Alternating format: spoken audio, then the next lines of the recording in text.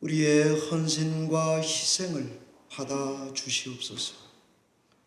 절박하고 간절한 기도와 마음을 받아 주시옵소서. 이 제단에 응답하여 주시옵소서. 우리의 순례의 여정이 외롭지 않도록, 잘못 걸어가지 않도록 성령으로 충만케 하여 주시옵소서.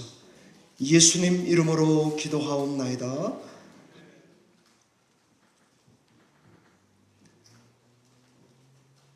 하늘에 묻다 하늘이 답하다 라는 말씀을 증거하도록 하겠습니다. 저는 성도님들의 각별한 기도와 사랑을 힘입어 한국 방문을 은혜 중에 잘 마치게 되었습니다. 친구들도 가족들도 만났고 몇몇 교회에서 하나님 말씀도 전하는 과분한 기회가 있게 되었습니다. 이것저것을 직접 보고 느끼고 배우고 그리고 깨닫게 되는 시간이었습니다. 한국 참 좋아졌습니다. 많이 바뀌었습니다. 그리고 빠르게 또 바뀌어가고 있었습니다. 대중교통 좋고요. 식사값 상대적으로 싸고요. 주일학교는 사라져 가고 있고요. 복지 의료 서비스가 미국보다 좋겠다 하는 생각이 들었습니다. 탄핵 정국 이후에 교회는 좌우파로 나눠져 있다가 다시 성령 하나님의 아래로 힘쓰고 애써 모이면서 고군분투하는 신앙해가는 모습을 체감하게 되었습니다. 저는 한 근 18, 19일 동안 저희 어머니와 많은 시간을 보냈습니다. 이번에 제 아내는 전보다 더 자유롭게 여행을 한 것으로 보이고, 제 아내가 부산 해운대를 가느냐고 서울역에 KTX를 타러 가게 되었습니다. 저는 아내를 배웅하느냐고, 무서운 사람들이 많으니까 같이 가야 되죠. 그래서 배웅을 했습니다. 화장실에 들렸는데 어떤 아주머니가 청소를 정말 이른 새벽에 열심히 깨끗하게 하고 계셨습니다. 그래서 저도 모르게 너무 그 모습이 아름답고 고마워서 화장실 너무 깨끗하네요. 참 감사합니다. 그랬더니 그분이 하시는 말이 목사님이세요? 깜짝 놀랐습니다. 그래서 네, 그런데 어떻게 아셨어요? 그랬더니 목소리가 달라요. 딱 보면 압니다. 그러시더라고요. 그래서 속으로 야, 한국은 청소하는 아주머니도 용하시구나 하는 생각을 하게 되었습니다. 여러분은 어떤지 모르겠습니다만 저는 한국에 갈 때마다 무거운 감정, 늘 마음 한켠에 짐을 가지고 돌아오는 것 같이 갔다 왔습니다. 갈 때는 좋습니다. 돌아올 때는 무거웠습니다. 이유는 저희 어머니 때문이고요. 이번 여행이 좀 더 무거웠던 것은 플러스 제 동생의 문제도 있었기 때문입니다. 언제나 노후가 걱정이었습니다. 모시고 싶어도 못 모시기 때문입니다. 그래서 아무것도 결정 못하고 그저 올 수밖에 없는 저 자신을 여러 번 용서해야 했기 때문입니다. 임재범 씨의 노래 가사 너를 위해 가사처럼 여러분 다 아시는 내 거친 생각과 불안한 눈빛, 그걸 지켜보는 너 아마도 전쟁 같은 사랑, 그렇게 가사가 있다고요? 그 가사 분위기가 이것과 별로 맞지 않는 것 같긴 하지만 그 가사를 충분히 이해하고도 남습니다. 이번에 하나님께서 저에게 전보다 훨씬 가벼운 마음을 주셨습니다. 그래서 저는 감사하지 않을 수 없었고, 저희 어머니도 전에는 밤에 잠을 잘 못 자고 그러셨었어요.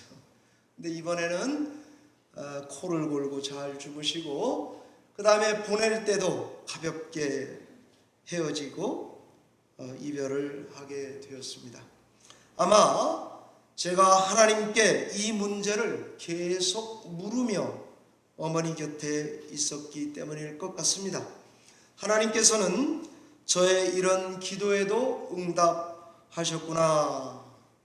어떻게 알게 되었는가 하면 새벽에 아침에 일어날 때마다 잠언서를 읽었었는데 잠언 30장 오늘 말씀을 읽다가 많은 위로를 얻게 되었습니다. 저는 이 문제를 가지고 기도하며 하나님 나를 살려달라, 지혜를 좀 달라, 길을 열어달라라고 기도했는데 잠언 30장이 저에게는 그 답이 되었습니다. 제 어머니의 노년은 누가 동행해 주어야 합니까? 점점 약해져만 가는 육신을 보면서 과연 내일은 괜찮을 것입니까? 불확실한 삶과 인생을 사는 불안한 우리는 어떻게 오늘을 살아가야 한단 말입니까? 과연 나는 신자로서 이 길을 완주나 할 수 있을까요?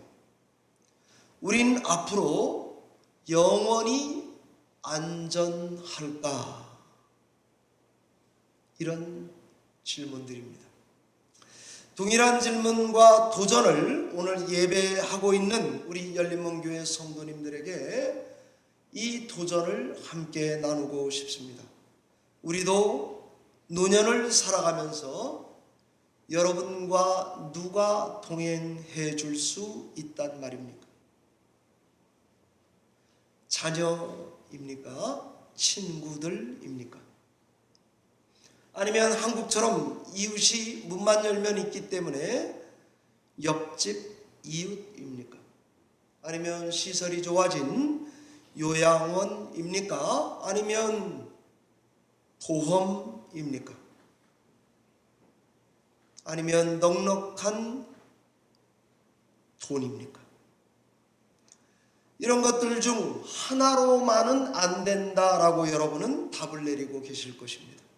그래서 두세 가지 이상 정도는 있어야 돼라고 생각하시고는 그래도 두세 가지는 있어야 내가 인생의 품위를 지키고 안전하게 생을 맺을 수 있다.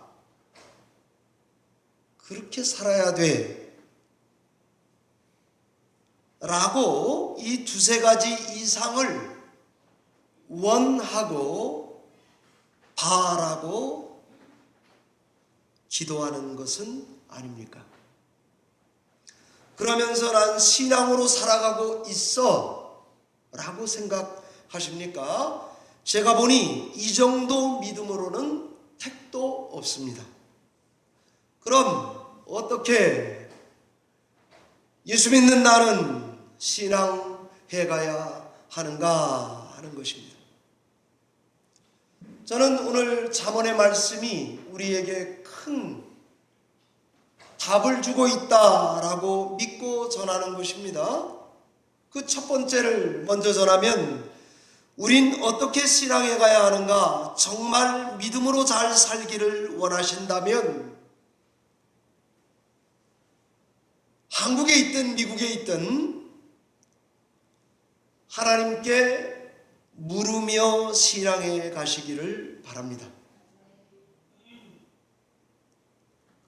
다른 무엇보다도 하나님께 먼저 그리고 항상 구하며 물으며 신앙하는 여러분이 꼭 되셔야 합니다. 세상에는 이게 굉장히 상식적인 얘기인데 하나님께 정말 물으며 구하며 신앙해 가는 사람 찾아보기가 그렇게 쉽지는 않은 것 같습니다. 하나님, 어떻게 살아가야 합니까? 하나님, 뭐가 내 인생의 우선입니까? 하나님, 제발 답을 좀 해주시옵소서. 그게 바로 왕 앞에 나가 신하가 외치던 말, 통촉하여 주시옵소서 아니겠습니까?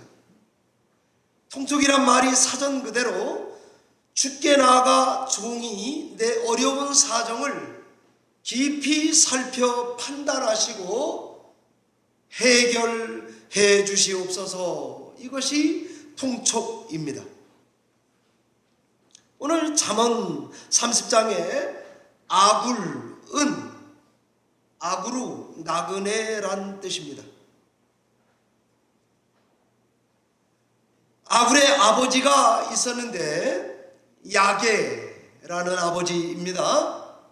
그리고 아들일 수도 동료일 수도 제자일 수도 있는 이디엘과 우갈에게 하나님께 물었고 얻었던 답을, 아버지께 전수받았던 답을 자기의 동료 또는 제자 아들들에게 가르쳐 주고 있습니다.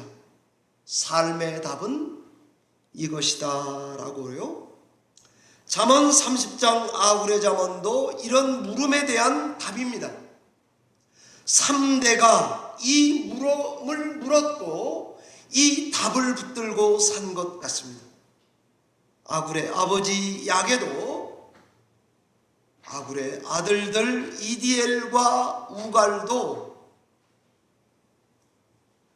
하늘의 답을 묻고 그 답을 붙들고 살았던 것으로 생각이 됩니다.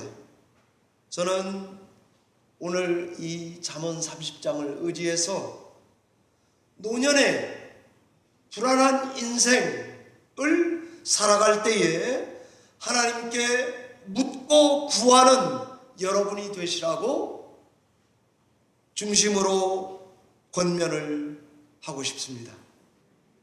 하나님께 물으시기를 바랍니다.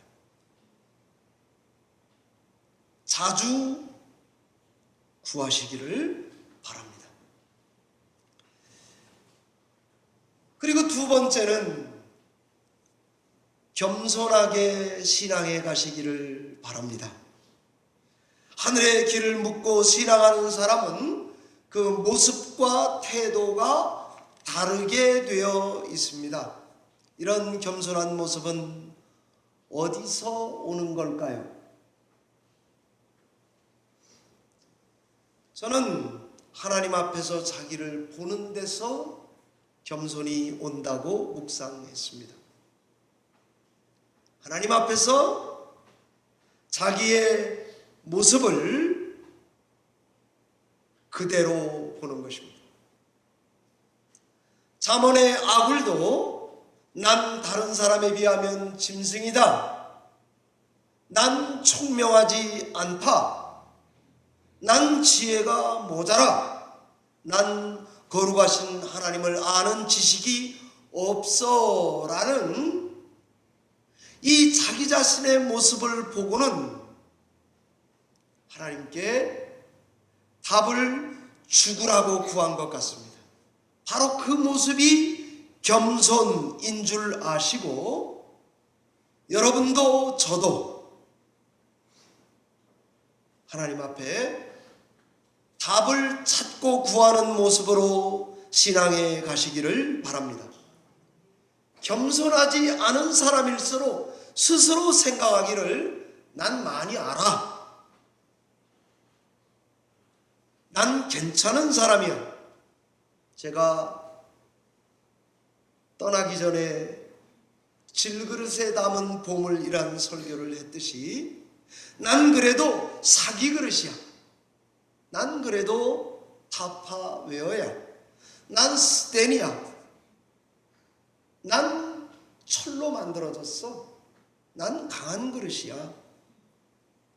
난 만만치 않아. 난 최소한 질그릇은 아니야.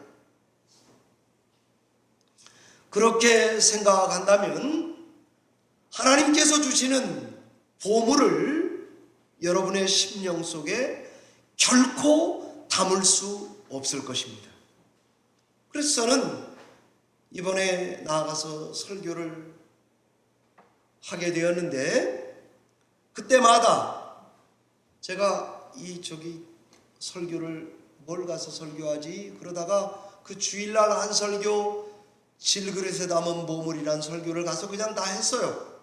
그게 제가 붙들었던 말씀이기 때문에. 또 나가기 전에 우리 김수현 장로님이 그러시더라고요. 목사님 한국에 가시면 그 말씀 좀 전하시라고.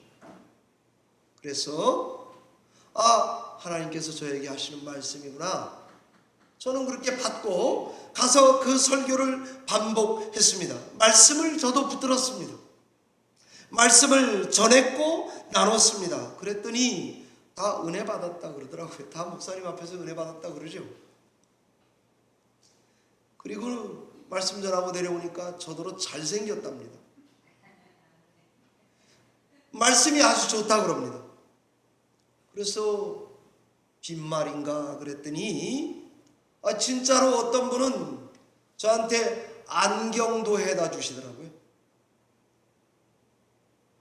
그래서 저 사실 한국에 가면 안경을 꼭 엑스트라로 하나 해놔야 되겠다 그랬는데 하나님이 그 마음도 알고 계셨더라고요. 그래서 그게 가능합니까? 주일날 자기 트렁크에서 안경 눈 검사하는 기계를 꺼내가지고 한 100가지 정도 되는 안경을 쫙 펴주더니 목사님 마음에 드는 거 아무나 고르세요. 제가 해드리겠습니다. 제가 안경 해달라는 얘기 안 했거든요. 그놈의 트렁크에 안경 기계가 들어있을 줄 난 몰랐죠. 하나님이 그렇게 해주시더라고요. 그래서 그냥 믿어버렸어요. 하나님 말씀으로 먹고 사는구나. 그냥 그렇게 생각했죠. 그래서 저는 겸손이라고 하는 것은 하나님 앞에 자기를 있는 모습 그대로 보고 그리고 하나님께 구하는 자가 되는 것, 그것이 겸손이라고 생각합니다. 그러니 우리도 이런 신앙의 모습을 가지고 있으면 하나님께서 여러분의 앞길, 여러분의 노후를 책임져 주실 거다, 이렇게 믿으셔도 됩니다. 저는 그렇게 위로를 받았습니다. 세 번째는, 이렇게 겸손하게 신앙에 가면 그런 신자들은 하나같이 신앙 지식이 생기게 되어 있습니다. 저는 그것을 경건의 능력이라고 말하고 싶습니다. 잠언 30장 5절에 이런 신앙 지식을 고백하고 있습니다. 하나님의 말씀은 완전하다. 하나님 말씀은 흠이 없다. 진리다. 빛이다. 길이다. 생명이다. 그런 고백을 하고요. 그리고 하나님은 그를 의지하는 자의 방패가 되신다. 이런 고백을 하고 있습니다. 그러니까 우리도 겸손하게 신앙에 가면 하나님의 말씀이 살아있구나. 이 말씀이 전부다. 그리고 그 말씀을 듣고 하나님을 의지하면 하나님은 뭐라고요? 그를 의지하는 자의 방패시로다. 도움이다. 이렇게 고백한다는 거죠. 간단하더라도 하나님을 상대로 하나님께 구해서 이런 신앙의 지식을 붙들고 사는 여러분이 되셔야 합니다. 꼭 하나님을 상대로 대화하셔야 되고요. 예수님을 상대로 그 피를 의지해야 되고요. 성령님을 상대로 도움을 날마다 구하고 교제하지 않으면 여러분의 신앙의 발동기는 중고가 될 것입니다.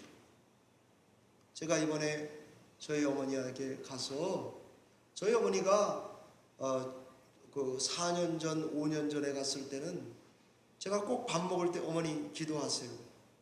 기도를 하시면은요 울면서 기도를 했어요. 뭐 억울해서 그렇든 어떻든 간에 울면서 기도를 했어요. 너 나와서 너무 좋다고. 근데 이번에 가서 기도하는 거 보니까 기도를 잘 못하세요. 왜 그럴까요? 발동기가 안 돌아갔어요. 그 맨 마지막에 예수님의 이름으로 기도합니다. 이 말도 잊었더라고요. 그래서 제가 기도하다가 중간에 어머니 예수님의 이름으로 기도합니다. 그거 맞추셔야 됩니다. 그랬죠. 그랬더니 따라 하시더라고요. 자, 이제 발동기가 돌아가더라고요. 그래서 잘 됐다. 어머니 예배합시다. 찬송가 부르고 말씀 읽고 기도하고 또 밥 먹을 때 자꾸 젓가락을 먼저 들으시더라고요. 이러지 마십시다. 우리 기도하고 밥 먹읍시다. 어머니 이거 한두 번 신뢰하는 게 아닌데 왜 이러십니까? 그리고는 기도하고 밥 먹었더니 그 다음에 점점 익숙해지시더라고요.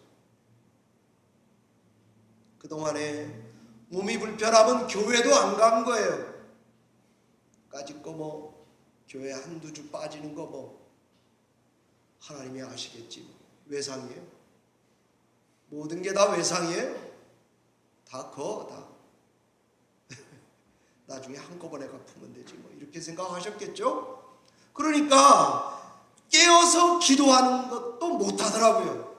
여러분은 지금 예배당에 앉아 있으니까 내 청춘이 있고 돈이 있고 건강이 있고 여유가 있으니까 난 신앙인이야, 난 기도해, 이렇게 생각하실지 모르지만 그것도 없는 시간이 올지도 모릅니다. 그래서 깨어서 기도하고 찬송을 부르고 열심히 하나님을 사랑하고 사모하지 않으면 기도도 잃어버릴 날이 올지도 모릅니다. 제가 어머니가 저에게 한국에 와서 돈 쓰고 이러니까 안타깝잖아요. 한국에 가니까 동사무소에서 10만 원, 국가에서 30만 원 이렇게 돈 주더라고요. 그러니까 한 달에 한 40만 원, 50만 원 가지고 돈을 쓰시더라고요. 카드가 있어요. 카드를 저한테 2개 주면서 기계에 가서 뽑아오라 그러더라고요. 제가 좀 가난하게 보였나 보죠. 이래봬도 부자인데. 그래서 알았다고 그러고 이제 갔어요. 기계에다 넣었어요. 비밀번호를 넣으라는 거예요. 내가 비밀번호를 어떻게 알아요? 그래서 제가 어머니한테 가서 어머니 저 골탕 먹이려고 일부러 심부름 시켰죠. 이 비밀번호를 알아야 돈을 꺼내는데 돈도 못 꺼내겠습니다. 넣어두세요. 그렇죠.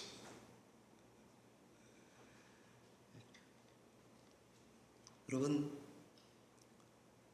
겸손하게 신앙에 가시면 하나님이 여러분에게 경건의 지식을 주실 것입니다. 신앙의 고백이 정리되게 해 주실 것입니다. 그거를 절대로 무시하지 마세요. 그걸 붙들고 하나님을 대상으로, 성령 하나님을 대상으로, 예수 그리스도를 대상으로 함께 교제하며 깨어 신앙하는 여러분이 되시기를 바랍니다. 아니면 여러분 발동기는 중고가 될 것입니다. 네 번째입니다. 이런 사람들, 겸손한 사람들의 특징이 있습니다. 그런 사람들은 하나같이 다 기도자들입니다. 제가 자신 있게 말할 수 있습니다. 잠언 30장의 저자가 기도한 내용을 보시기 바랍니다. 지혜로운 신자가 구하는 기도, 거기 나와 있어요. 두 가지를 구했더라고요. 하나는 말에 대하여 기도했더라고요. 또 하나는 돈에 대하여 기도했습니다. 그래서 7절부터 읽어보면 죽기 전에 나에게 부디 응답을 해 주십시오. 두 가지 기도 제목. 하나는 헛된 말, 거짓된 말을 내 입에서 멀리하는 신자가 되게 해달라고. 여러분 그렇게 기도하십니까? 하나님, 내 입술을 벌리고 살아가는데 내 말이 헛되지 않도록, 거짓되지 않도록 내 입을 주장해 달라고 기도하십니까?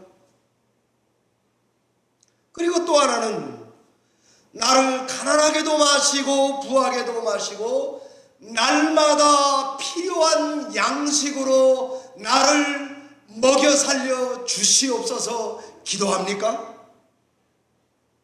아니면 날마다 내 은행에 얼마씩은 꼭 있으니까 사는 데는 지장 없어. 한 달에 2,000불이면 살아. 나는 2,000불은 있어. 그렇게 생각하십니까?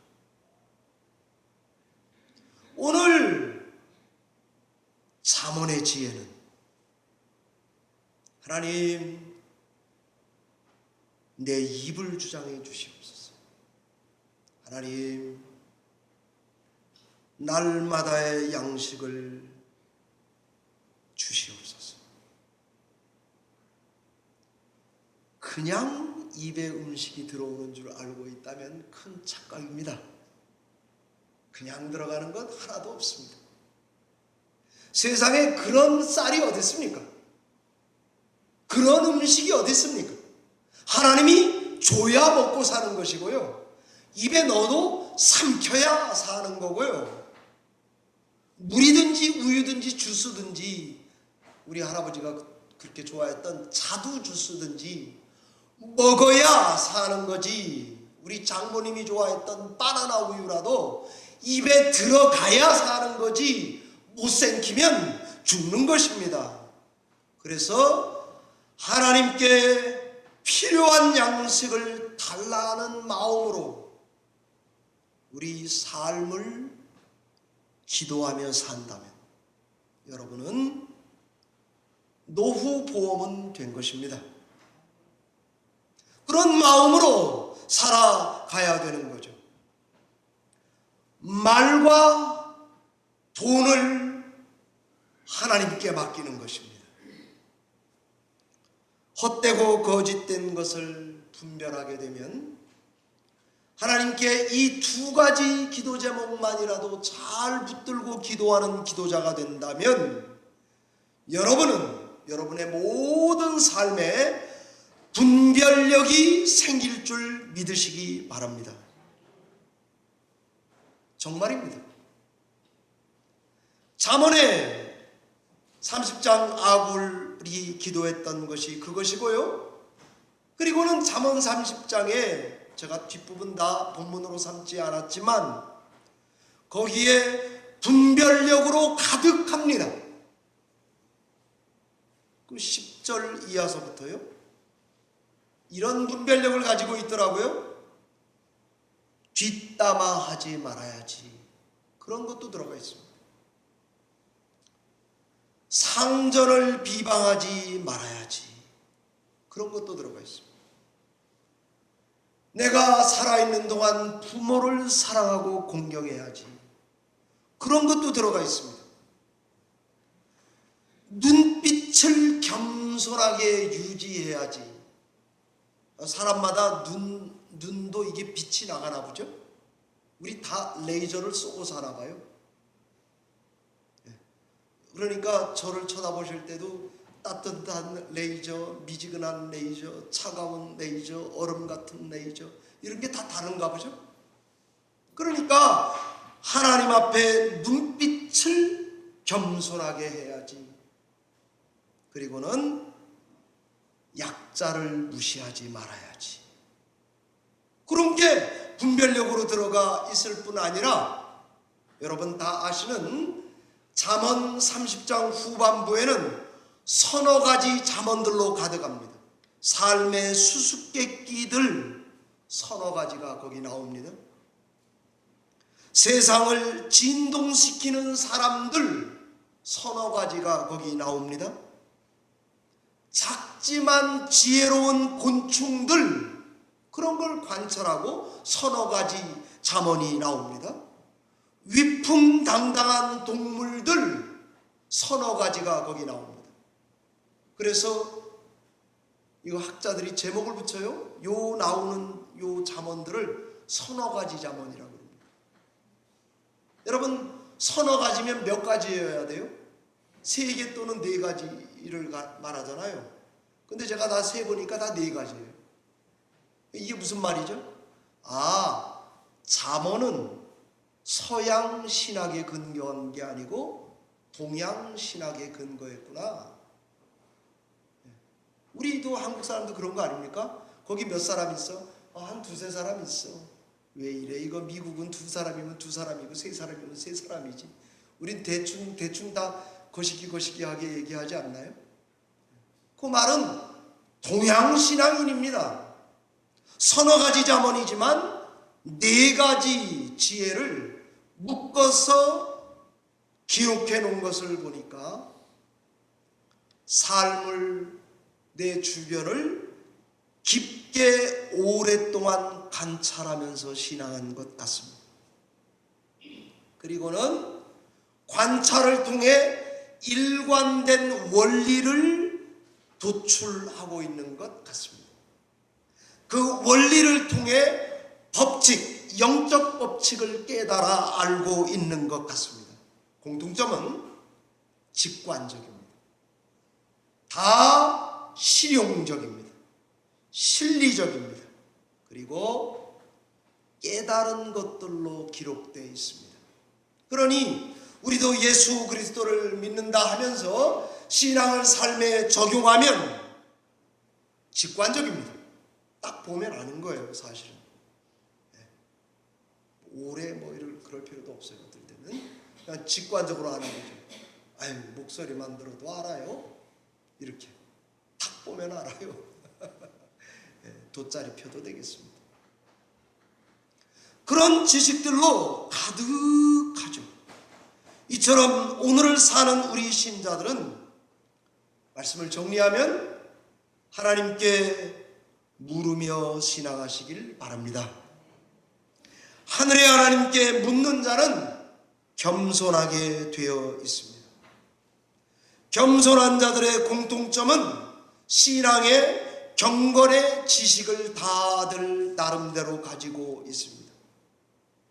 이처럼 바른 신앙의 지식을 가진 자들의 공통점은 다 기도하는 자들입니다. 기도를 잊어버리지 않습니다. 예수님의 이름으로 기도합니다도 잃어버리면 안 됩니다. 온전한 기도자가 되면 분별력으로 가득합니다. 열매가 풍성할 것입니다. 시대 정신이 바뀌어도 시대를 보는 눈을 하나님이 주실 것입니다.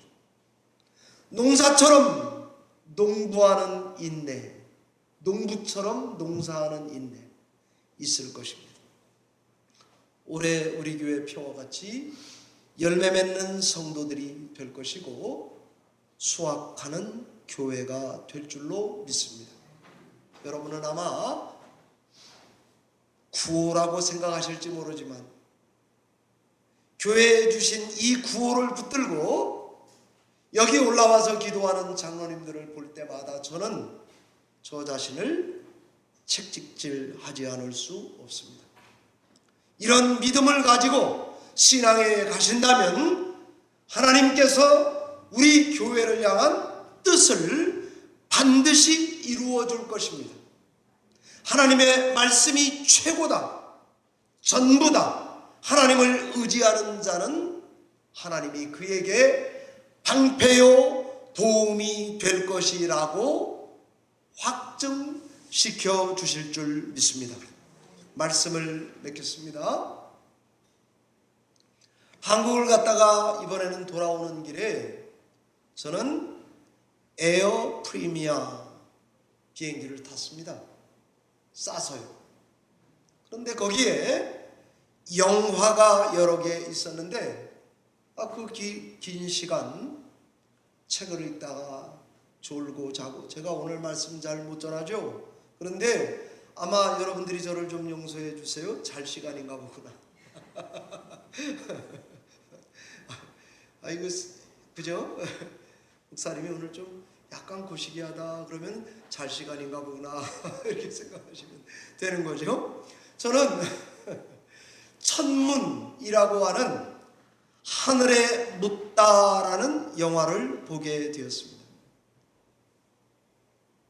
훈민정음의 한글을 만든 위대한 성군 세종과 관노로 태어나서 종삼품 대오군이 된 천재 과학자 장영실의 이야기였습니다. 세종은 명품 배우 한석규가, 장영실은 명품 배우 최민식이 맡았습니다. 세종은 조선 백성에게 글자를 주고 싶어 했고, 장영실은 하늘의 별을 관찰하여 조선 백성에게 시간을 선물하고 싶었던 것 같습니다. 한 사람은 왕이고 한 사람은 종인데 그 둘은 하늘의 별을 쳐다보며 친구가 될 수 있었습니다. 둘이 바라보는 것이 똑같았기 때문입니다. 저는 한국의 몇 군데 교회를 갈 때마다 용서하고 들으세요. 우리 교회 성도님들끼리의 이야기니까 저는 우리 교회가 좋더라고요. 아멘입니다. 저는 우리 교회 예배가 좀 더 좋더라고요. 어딜 가니까 그 교회 목사님이 굉장히 열심히 하세요.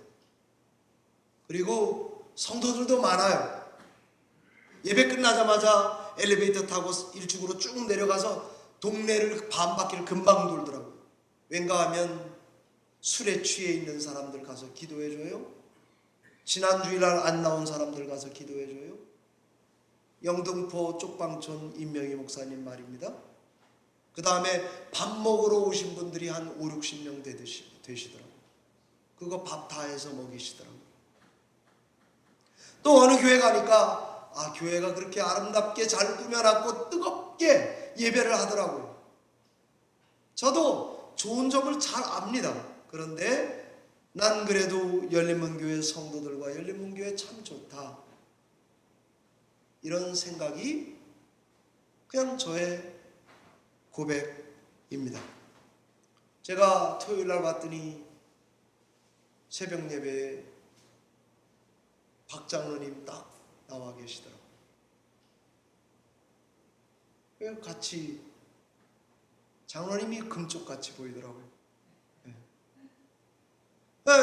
오늘 새벽에도 왔더니 우리 최 권사님이 부엌일 하시느냐고 새벽에 오셨더라고요.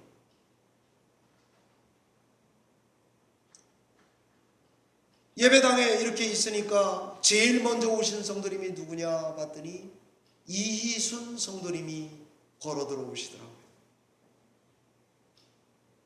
교회 구석구석 컴퓨터를 열어서 이렇게 보고 지난주 주보를 확인하고 이렇게 봤더니 정유숙 목사님이 이래저래 봉사를 많이 하셨더라고요. 아마 우리 교회 안에 모름지기 이 예배당에 발을 들여놓지 못해도 가정에서 기도하는 우리 교회 성도님들이 있기 때문에 저는 우리 교회 공기가 참 좋습니다. 그리고 여기에 딱 오니까 오늘도 장로님들 사실 서너 분 쓰면 이거 서야 되나 말아야 되나 그러잖아요. 그죠? 그런데 목소리 크신 사모님 스카우트 해가지고 딱 또 쓰시더라고요. 저는 때로 만약에 내가 찬양대 대원이 되어야 된다면 설교도 하고 대원도 하고 싶습니다. 제가 하나님 앞에 그 마음으로 일관되게 목회하고 살다가 부름을 받고 싶습니다. 제가 보니까 저희 어머니 인생에서 내가 짊어져 줄 수 있는 짐이 있고 내가 짊어져 줄 수 없는 짐이 있다는 것을 분별하게 되었습니다. 교회 예배당에 오니까 상상입니다. 하나님께서 기다리고 계시며 잘 갔다 왔구나 라고 말씀하시는 것 같더라고요. 그래서 그냥 잘 갔다 왔습니다. 그랬습니다. 저는 우리 교회 성도님들이 아마 제가 지금 설교 말씀에서 전하고자 하는 삶의 딜레마, 어려움을 다들 가지고 계실 것입니다. 너무 염려하지 마시기 바랍니다. 너무 두려워하지 마시기 바랍니다. 하나님의 손이 앞서가 계실 것이고 꼭 필요할 때 여러분 곁에 와 계실 것입니다. 제가 이 믿음이 없다면 가볍게 어머니와 헤어져 오기가 늘 어려울 것입니다. 그런데 참 가벼웠어요. 좋았어요. 그냥 다 맡겼어요. 하나님께서 책임져서 인도해 주실 줄 믿습니다. 하나님께서 저와 여러분의 인생에 한량없는 은혜의 단비를 계속 내려주셔서 여러분의 어깨에 적셔주시고 꼭 필요할 때에 꼭 필요한 단비를 이른 비 늦은 비로 주실 줄을 믿습니다. 기도하겠습니다. 하나님 아버지 감사합니다. 귀한 말씀 저에게 주시고 하늘에 묻고 하늘이 답한 것을 가볍게 여기지 않고 꽉 붙들고 신앙에 가는 저희들이 다 되게 하시기를 원합니다. 오늘도 잠언의 30장 말씀을 통하여 우리를 위로하시고 우리를 인도해 가시는 하나님을 만나게 하시니 감사합니다. 두려워하지 않고 염려 걱정하지 않고 하나님과 동행하는 함께하는 온 성도들 다 되도록 축복해 주시옵소서. 감사하고 예수님 이름으로 기도하옵나이다. 아멘.